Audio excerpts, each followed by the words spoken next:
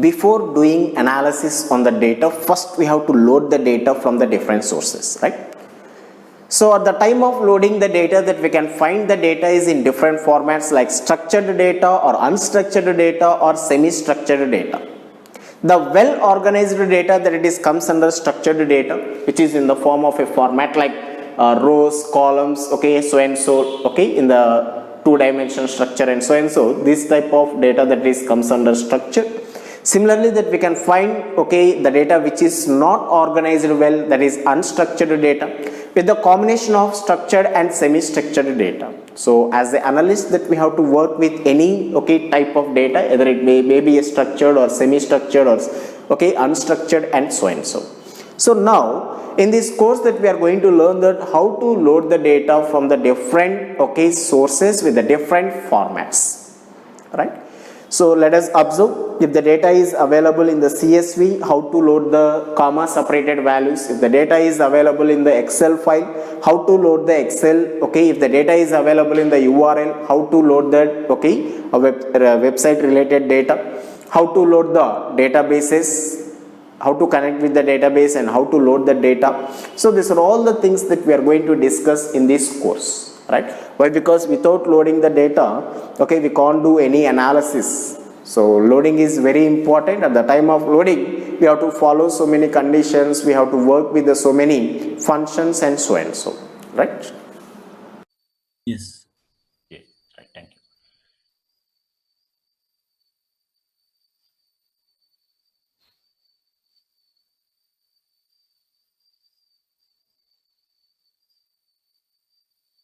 Right. In the last session, we discussed about a date time classes. Okay, these date time classes functions are going to describe the classes of POSIX IT and POSIX CT. Those are going to represent the calendar date and time. We know that, okay, we are having one ISO format, that is the default format, that is, okay, percentile Y, percentile M and percentile D, right? This is the default format for the date, which is defined by ISO, International Standard Organization. See, what is this Y, caps Y, what is this M, what is this D? Okay, for that we are having some of the formats. Okay, these are the formats and their meaning of the format. Okay, what is percentile small d, small m, everything. And we observe some of the examples. Okay, whatever the date that we are having with a common format, okay, at that time there is no problem, right? Even if you give some spaces or some sentence text in the date format, okay, even though that there is a not problem, it is going to ignore. But whenever if you change the format of the date, okay, then it is going to interrupt as okay, default format. It is going to interrupt as default format.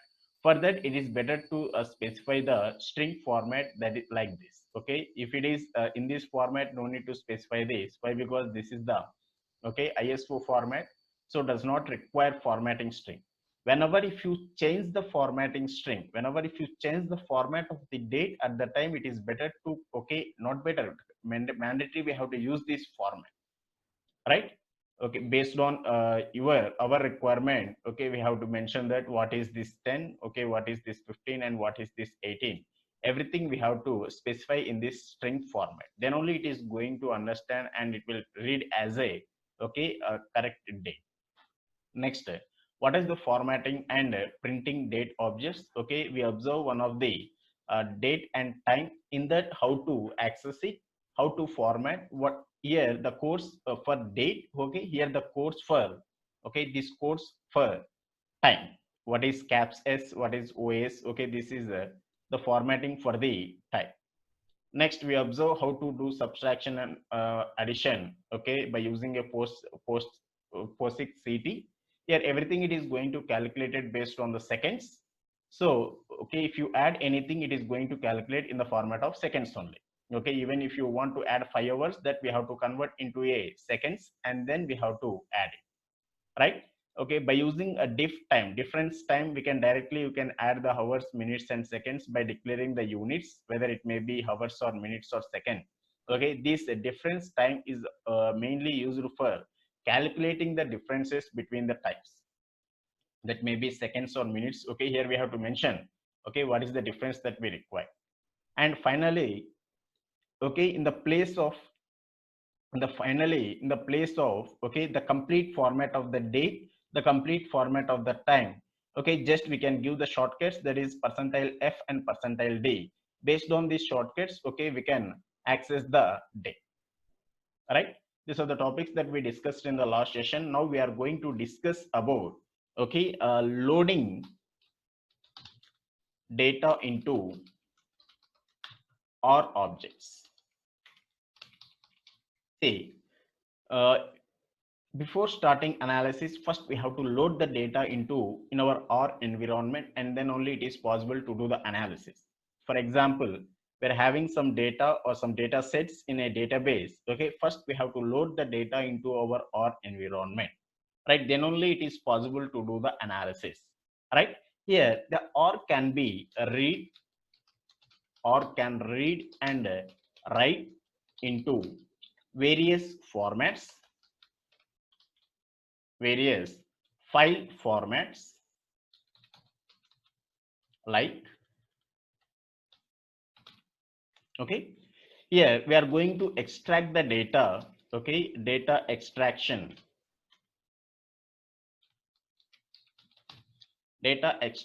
from CSV files.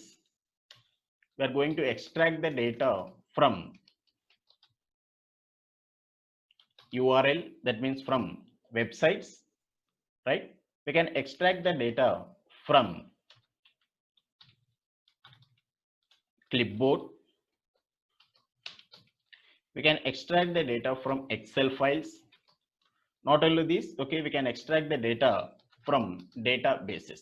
The data may be in MySQL or SQL Server or any other database, right? We can import the data into our R environment, then we will, okay, start the analysis, right?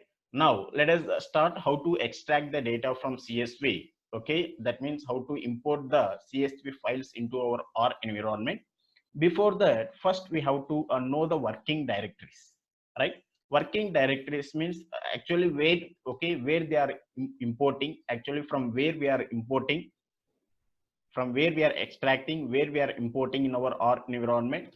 First we have to know the working directory. See, for knowing the working directory, we are having some functions. Okay, if you want to get the directory present current working directory, or if you want to set the directory, for that we are having some of the functions. Based on that functions, we are going to, okay, get the current working directory and set the new working directories. Right. In that first one is get WD. Okay, this get WD function is used to get current working directory. Get WD function is used to get the current working directory, and one more function we are having, set WD. Okay, set WD function is used to, okay, set a new working directory. Why? Because first we have to know for actually where the file is stored, okay, from where we are accessing everything. First we have to know, okay, then only it is possible to do the next step, right? Let us observe what is the working directory, okay, for in my system. Just go to or and then use the function. What is the function? Get WD. Whenever if you enter the get WD, it is going to display the currently working directory path. Observe here. See, C users, Srinu, documents, right? This is the current working directory in my system, right? Actually, where it is in C drive, this is the C drive. In this C drive, users, in this Srinu, documents, right? This is the working directory for my R environment. For example, if I download any packages, right, which belongs to a from CRAN, if I download any packages from CRAN, by default, okay, they will be downloaded in this directory. Why? Because this is the working directory. In this directory, all the packages will be downloaded, right? See, if you want to load the data, okay, if you want to work with the files, okay, everything it is going to work from this directory. Now, let us observe how to set the directory. Now, I want to set the directory up to, okay, Srinu users C users Srinu. Here I want to set. For that, okay, we have to use a set WD. Set WD. In this, we have to mention, okay, the path in C drive. In C drive, users Srinu, right? And then close the quotes. Now, like this, we have to set the directories. Once observe here, now I setted the directory. If you want, check the working directory, present working directory. Okay, now it is not in documents, right? Now the working directory is in Srinu. Check it. This is like this. We have to set the, okay, like this, we have to get the current working directory and set the set the new working directory. Once if I close the R environment, right? Once observe here, now I'm closing this R environment. Once I close and again open it, what will happen means by default, the working directory is, okay, documents only. By default, the working directory is documents only. Check it. Get WD, okay, by default, the working directory is documents only. Okay, if you want to set, again, we have to set the working directory.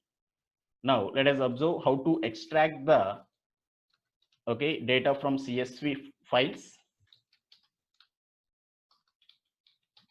Data extraction from CSV. Data extraction from CSV. For extracting the data here, for extracting the data, okay, here we require one of the function. Based on that function only, we can extract the CSV files, right? That function is read.csv. What is it?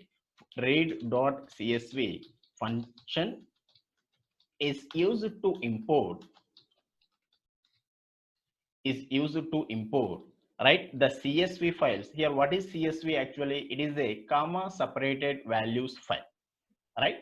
The file which is separated by comma, okay, it is a CSV file, comma separated value files, okay, CSV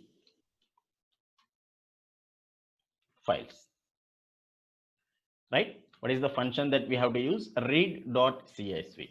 Here we have to remember that we have to use one separator, SCP equals to. Why? Because in these files, okay, every value is going to separate with some of the delimiter, right? By default, it is comma. By default, it is separated to comma, okay, to set the delimiter.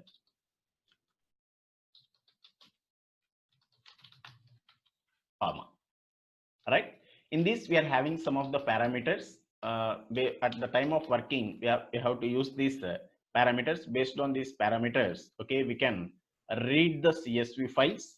See, in that file, first we have to give the file name of the CSV file. Next, header is one of the parameter, right? It is a logical. By default, it is true. Okay, header means, okay, it is true. It is mentioning that in that CSV file, it contains the header. If you mention header equals to false, okay, in that file it doesn't contains any header. Means header means the column names, right? Next, separator. How the values are going to separate? By using comma or some other delimiter, okay, we have to mention in separator. And the code, okay, a symbol used to code the characteristics. Next, DEC, how the decimals are going to separate? What is the symbol that we have to use it as a decimal separator? Like this, for example, fill, okay, this fill is also logical, okay, whenever it is true. See, whatever the unequal length of values that we are having in a file, okay, by default those are filled by blanks. Like that, we are having comment.char, right? Comment the char, okay, this is the used to comment in a CSV file. This is used to comment in a CSV file. Okay, these are the parameters that we are having. Now let us observe how to read a CSV file separated by a comma. First, let us observe what is a CSV file. See, CSV file means is a comma separated values file. Okay, now I will show one of the simple CSV file for you, right? EMP10. Okay, in this emp10 we are having some of the data. Employee id, employee id, it is comma, next employee name, comma, next designation, comma, like this. Okay, this type of format is called a CSV file, that is comma separated values file, right? How many columns that we are having? 1 2 3 4 5 columns. And how many records that we are having? Okay, this is one employee id, one employee name Srinu, designation data scientist, and date of joining is this, and this is the salary, right? Like that we are having 10 records in this data, in this file, 5 columns and 10 records. This is one of the sample CSV file. First we will read this CSV file. That means first we load the CSV file into our environment, and later we will do some of the analysis on that file. Getting my point? Right. Now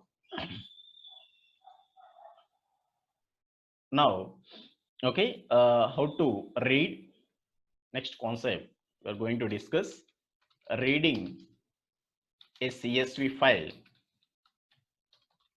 Okay, here it is separated by a comma. This file is separated by a comma. Now how to read this file means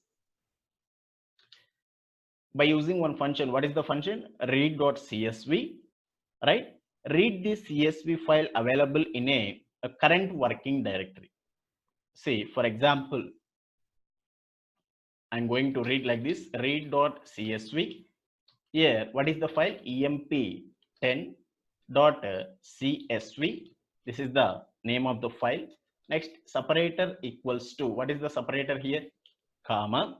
Next, strings as factors equals to, okay, true.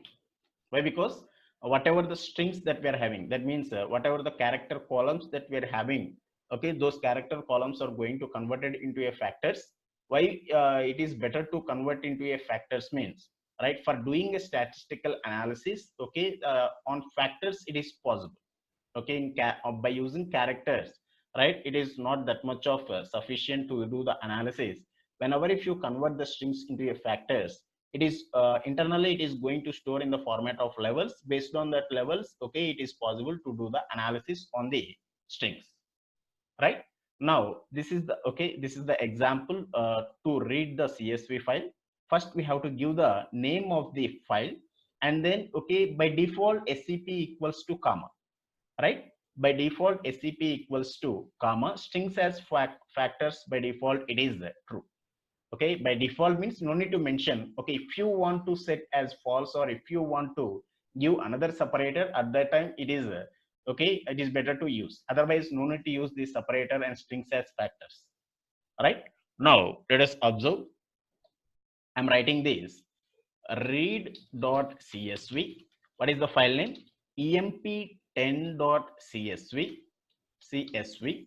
Next, separator equals to comma. Already our file is separated by comma. Okay, by default also this separator equals to comma only. No need to mention. Okay. Next, strings as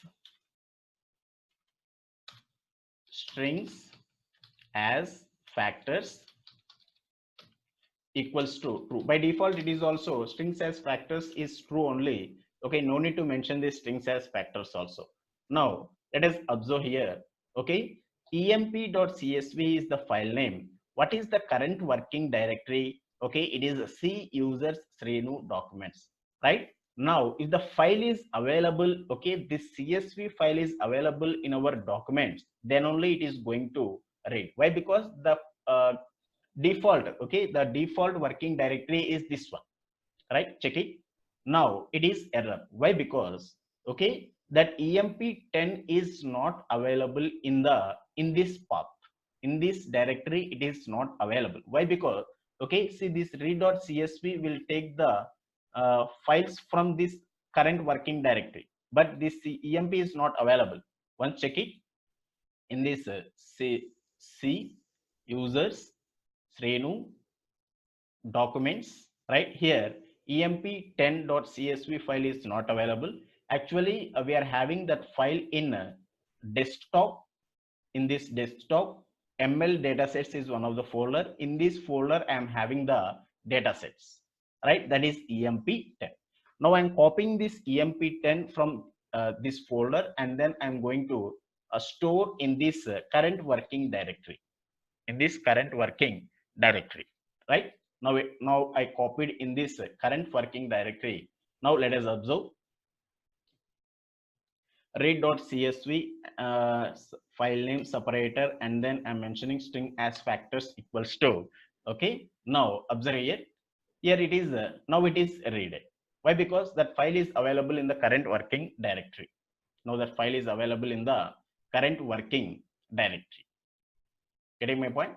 Like this, we have to use it. Otherwise, for example, if you want to set, okay, if you want to extract the CSV file based on our working directory, right? Then we have to give the complete path. For example, in data, in DL datasets is the folder there our datasets are available.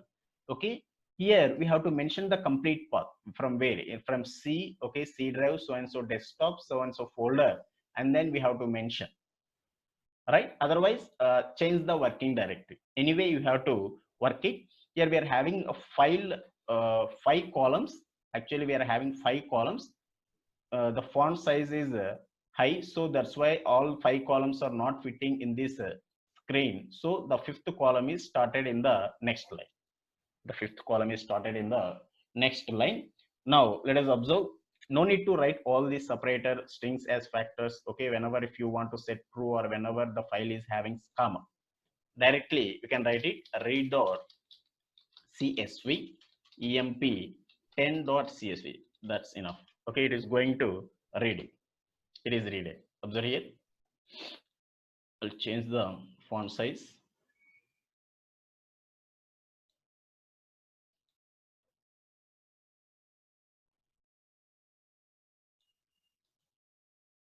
Right. Okay, read.csv emp10.csv. Okay, now these are the files, these are the data that we are having in this emp10. Now this emp10 is located in current working directory. For example, okay, now I want to read a CSV file available in another directory.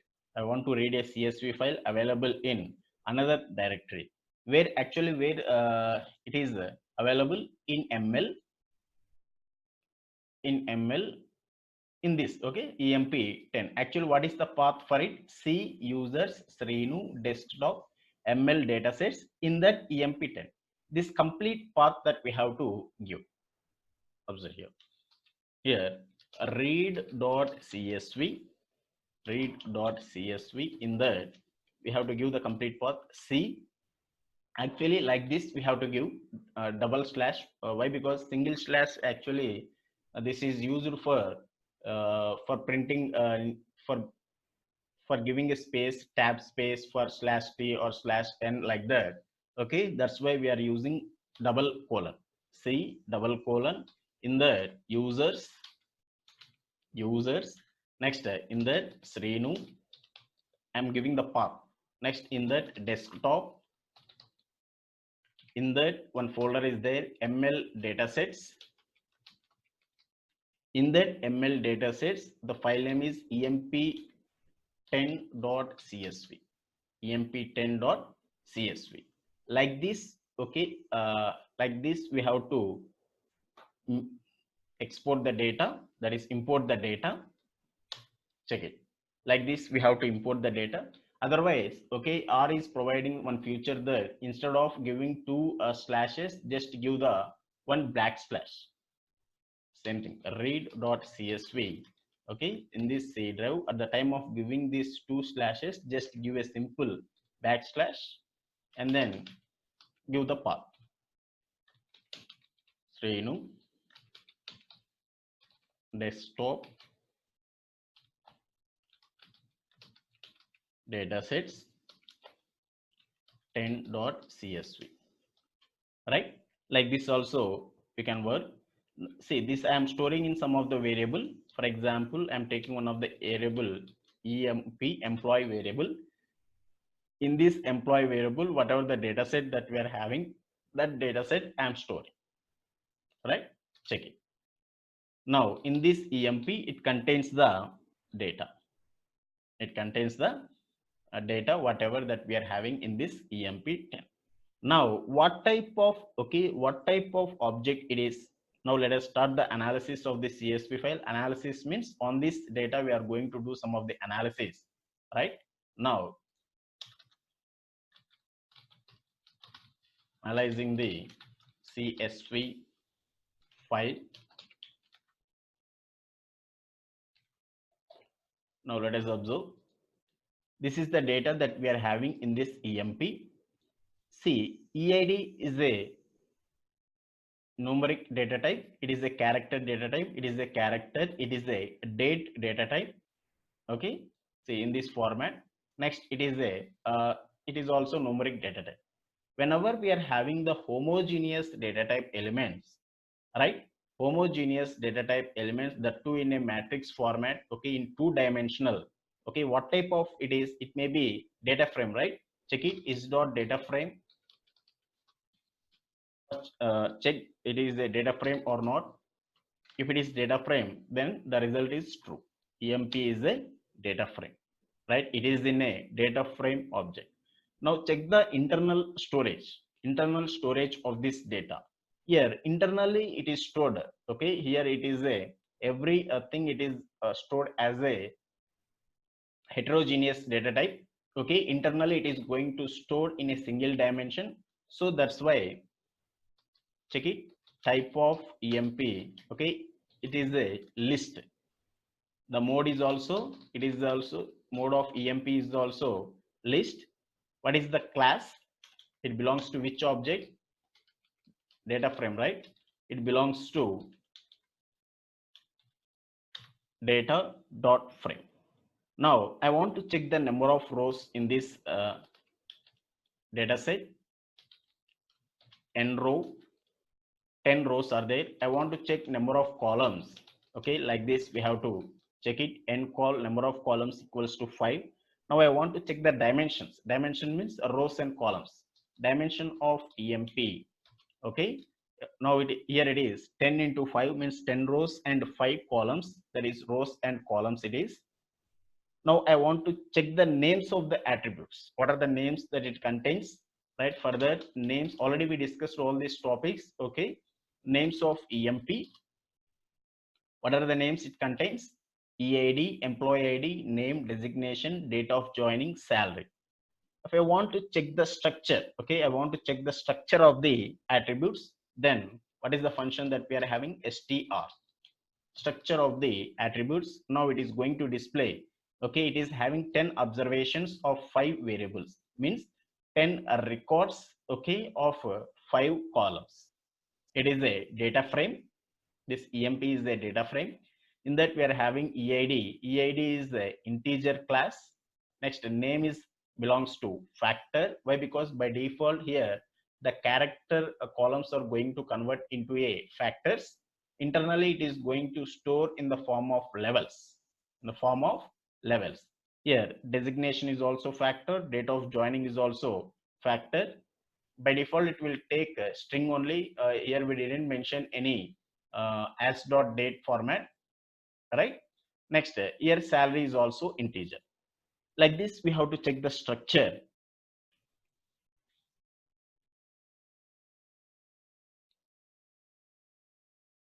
Yes. Okay, now we observe whether it may be a data frame or not. What is the internal storage that it type of? What is the mode? What is the class? Okay, how to check the number of rows? How to check the number of columns? How to check the dimensions? What are the names of this EMP? What is the structure of this EMP? Now, see, I want to, okay, now I want to access first 6 records in this EMP, okay, in this EMP data set. Now I want to access first 6 records. For that, how to access it? Okay, EMP. First, we have to mention the number of records, means the rows 1:6 and all columns. Like this, we have to access. Getting my point? See here, first 6 rows and all columns is going to retrieve like this. Further, okay, for accessing the first and last records, we are having some functions. Based on that functions also, we can access the, okay, records from data sets. Those are, head is one of the function and tail is one of the function. Based on this head and tail functions, okay, we can access, okay, we can return the first and last records. Tail and head and tail functions are used to, okay, returns the first and last records. Okay, getting my point? Functions, these functions are used to returns the first and last records. For example, see, for returning the first 6 records, actually we have to use like this. By using head function, okay, head of emp, just a simple head in the emp. Here it returns the first 6 records by default. Observe here the same output. For, okay, what is the use of this head means? It is going to returns the first records. By default it is how many records? By default it is 6 records. Next, I want, okay, n, based on the n number of records, then we have to mention, okay, n value. For example, now I want only first 3 records in this emp dataset. For the emp n equals to 3, like this we have to mention n equals to 3. What is the output here? It is going to return first 3 records in this emp dataset. First 3 records. Getting my point? Next, for example, see here n is not mandatory. Head of emp. Okay, no need this argument name. No need to give. Directly we can give like this. Directly we can give like this. Now I want to return, okay, except first 3. For example, observe here, head of emp comma -3. -3 means, okay, except last 3. Okay, except last 3, remaining all are written. If you mention minus, if you mention positive value, then it is going to return only the first 3 values. If you return like this -3, n value is -3, then it is going to return except minus last 3 records in our data sets. Like this, we have to use this head function. For example, if you want 4, okay, head of emp comma 4 records, first 4 records.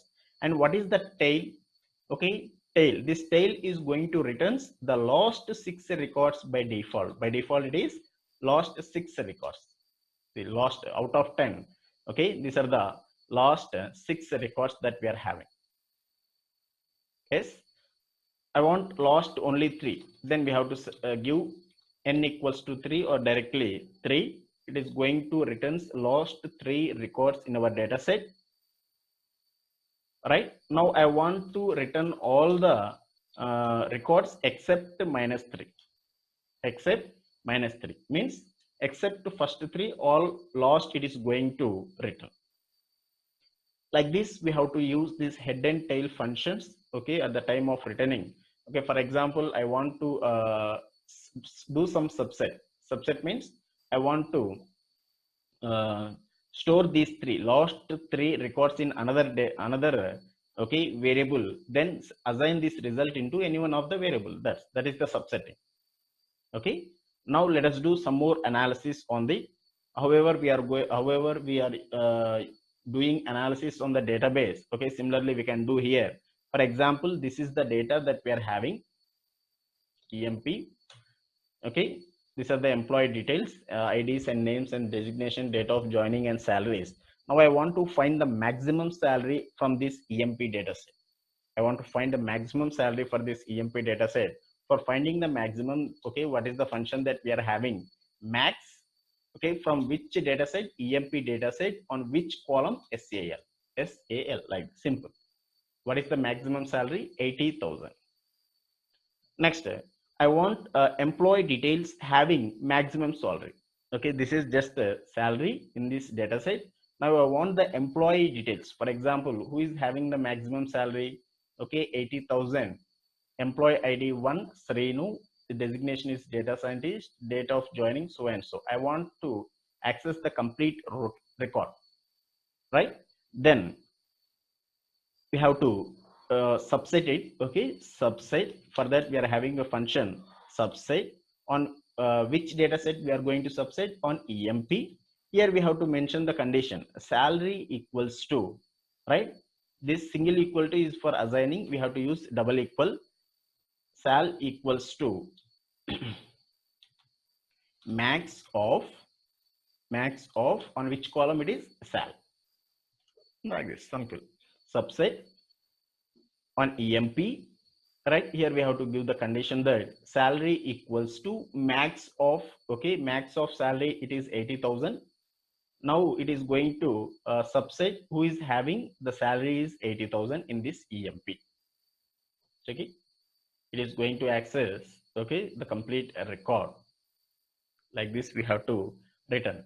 If you want to store this subsetted data into any one of the variable, then assign this result into any one of the variable here, right? Now let us do now I want now I want the employees, okay, who is working as data analyst. This is Nivas is the data analyst, Nandini is the data analyst, Rama is the data analyst. Okay, now I want to access it. Now I want to, okay, get all the employees, okay, of this data analyst. Then subset, maximum we use subset, okay, for doing on which table EMP. Here, what is the column for this? Designation DSIG, the designation equals to, right? Here we have to mention data analyst. That's, see, these are the details about employees who is working as data analyst. Next step, for like I want data analyst whose salary is more than 65,000. Okay, see, we are having three data analysts, 60,000, 68,000 and 60,000. Now I want to return whose salary is more than 65,000. More than 65,000 means only one employee is there. Okay, employee ID 6, employee ID Nandini, right? This data I want to return. For the subset on which data set EMP. Here we have to mention, okay, a salary is more than 65,000. Means how many conditions are there? Who is working as data analyst and salary is 65,000. Two conditions are there.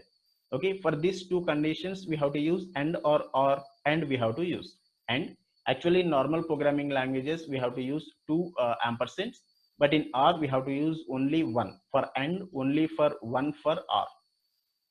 Okay, only one for R. Actually we have to use two in other programming languages, but in R we use only one. Here we have to use and. Next, what is the next condition? Whose designation is data analyst, right? Designation equals to analyst. Designation equals to data analyst, like this. Like this we have to work. For example, now I want the employees who joined on or after 2013. Here so many employees are there, they are joining, some of the employees are joining 10, 14, 9, 13, 14, right? Now I want to now I want the employees who joined on or before 2013, on or after 2013, right? For that, okay, we have to write like this, subset on EMP. Here see, job, if you give directly job, okay, it is in string format actually. Okay, the date of joining, see this date of joining, this date of joining is in this format, that too in double quotes. Okay, here we didn't mention any dot like as dot date or any other class, right? By default it is a string.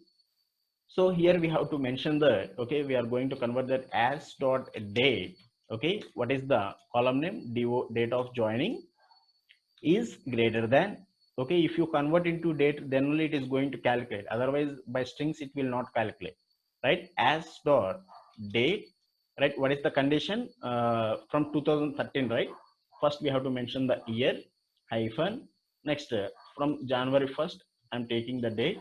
From here, who are joined after this date, I want, okay, those details. Like this we have to use, close one more bracket, right. Now observe here, this is the data. These are the employees who joined after 2013, on or off after 2013. The same thing, if you want to assign in any one of the variable, okay, you can assign it. For example, now I'm assigning this recent join, okay, once print this recent join. Like this we can subset the data and then store into some other variables, right? The same thing we can assign into, see, whatever the variable, whatever the result that we are having in this recent join, right? This data we can write into a CSV file. Just, okay, till now we observe how to read, okay, from CSV, that may be in current working directory or in other different working directory, right? Just we observe how to read it. Now if you want to store, okay, if you want to write the, okay, this data into any CSV file, right? Then we have to use some other function. Based on that function we can write this data, whatever the data that we are having, in a CSV file. Getting my point? In this session we discussed about uh, loading data into OR objects, okay, in how many formats the data is there, okay, these are the extractions from different formats, and what is working directory, how to get the current working directory, how to set the working directory, how to load the CSV file from current working directory, how to load the data CSV file from another working directory that we observe. Next, for data extraction from CSV, we are having one function. Based on this function, we have to extract. By default, here separator is comma. Okay, that is delimiter is a comma. We are having some of the parameters, right? If you want to use those parameters, we can use it. For example, separator by default it is comma. No need to mention here. Header by default it is true. Okay, no need to mention. By default it will take with the headers. Like that we have to use. And these are the examples that we observe how to read a CSV file, a file which is separated by a comma. Like this we have to use. And what are the function at the time of analyzing, okay, these are the some of the functions to return the first and last records. And we done some of the subsetting. In the next session we are going to observe how to write into a CSV file. And some more some of the data is in websites, okay. Actually in real time we have to collect the data from websites, from your so many URLs, okay. From there we have to do the analysis. In the next class we will observe how to read the data from website, that is from URLs, and how to analysis on that. And then we will observe some more advanced analysis in the next session. All right, now I am